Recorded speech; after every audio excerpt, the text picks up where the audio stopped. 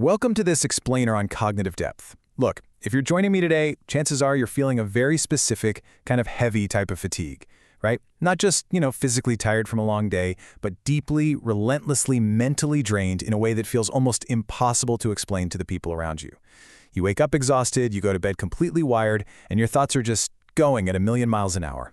I really want to validate that feeling for you right now.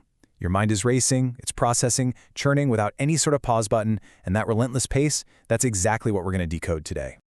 Okay, let's dive into this. Why does your intelligent mind literally never, ever stop replaying everything? You absolutely know the exact experience I'm talking about. You send a super casual email, and for the next 20 minutes, your brain is obsessively analyzing whether you should have used an exclamation point or a period. You make a choice, and bam, your brain instantly starts running simulations on a dozen alternate outcomes. It's like a movie reel that just refuses to stop spinning. But here's the secret we're going to unpack together. This isn't a flaw.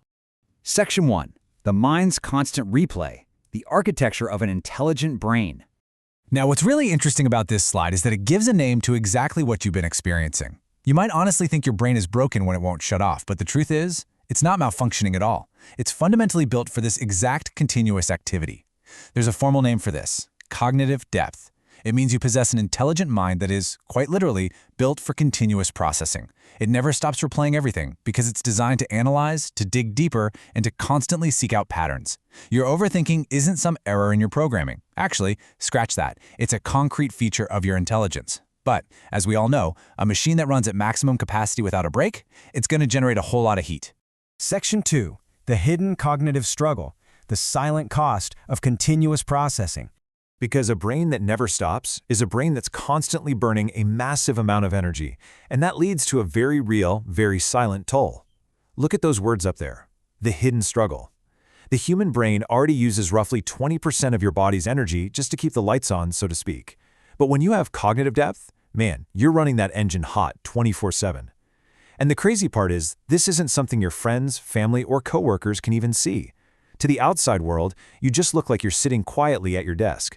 But inside, there's this profound, invisible battle happening right behind your eyes. It's the intense friction of a highly intelligent mind processing mountains of data, running countless background apps, and desperately trying to organize an absolute ocean of thoughts.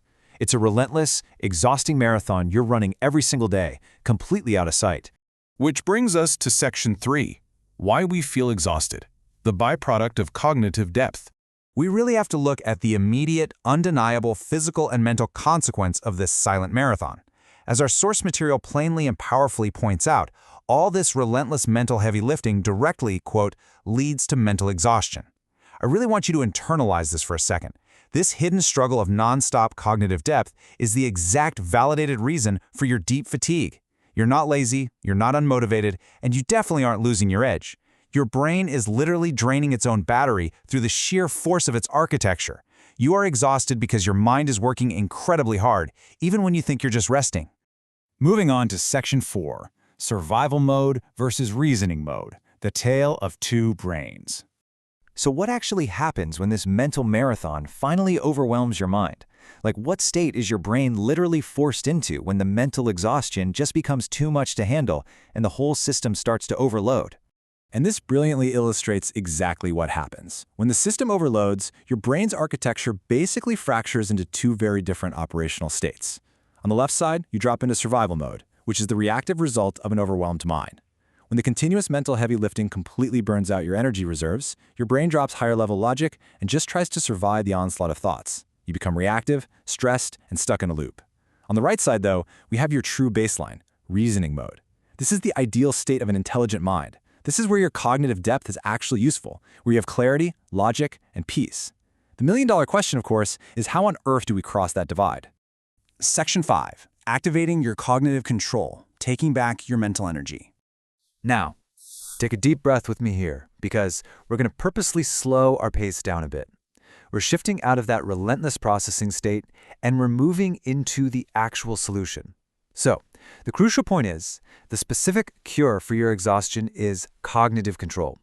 It's the actionable tool used to actively shift your overwhelmed mind out of that reactive survival mode and bring it safely back to reasoning mode. Think of cognitive control kind of like the clutch in a manual car. Your engine might be revving way too high, practically redlining in survival mode, but by engaging cognitive control, you can safely shift gears. You don't turn off your intelligence, you just, finally, take the wheel. Let's move to and see how this builds a highly logical, step-by-step process for escaping survival mode. Step 1. Recognize the overwhelmed mind. You literally have to catch that continuous processing in the act and say, my mind's replaying again, I'm experiencing the hidden struggle, because awareness is everything. Step 2, control. You actively intervene. You pause, you distance yourself from those spiraling thoughts, and you grab that mental clutch, which makes step 3 possible. Shift. You intentionally shift from survival mode back into reasoning mode. You gently guide your highly intelligent brain away from all the chaos and right back towards structured, logical clarity. Which leaves us with one final, pretty exciting thought. How will you harness your intelligent mind now that you hold the key to cognitive control? Your cognitive depth, that nonstop, intense processing, is actually a massive asset, as long as it's not draining you into total mental exhaustion. By recognizing the hidden struggle and mastering that shift out of survival mode, you are no longer at the mercy of your own intelligence. You are finally the one in charge. Thank you so much for diving into this explainer with me, and hey, here's to finding your clarity in the reasoning mode.